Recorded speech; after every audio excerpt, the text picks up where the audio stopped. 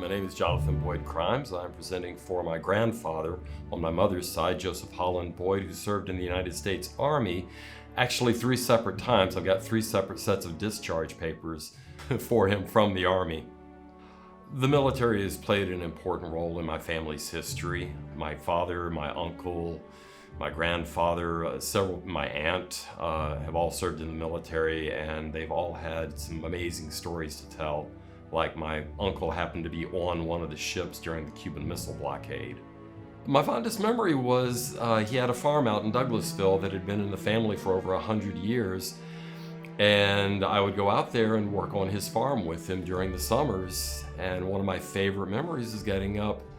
I'm getting up before the crack of dawn, and he's already coming back from the fields with cartloads of corn and okra.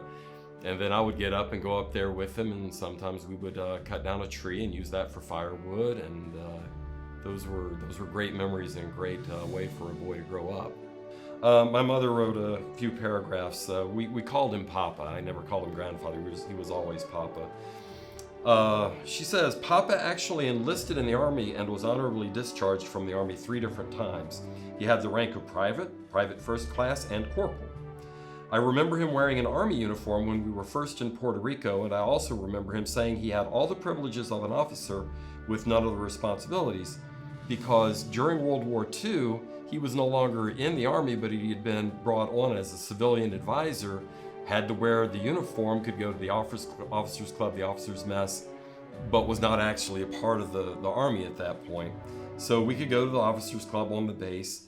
Papa was attached as a civilian to the military. Papa said that was quite a jump in rank from corporal to valuable asset. Papa said that in that capacity would have actually ranked above just about anyone in the military there. I remember being at the movies and seeing a newsreel showing the governor, Luis Munoz Marin, addressing a crowd, and seated right behind him on the stage was Papa.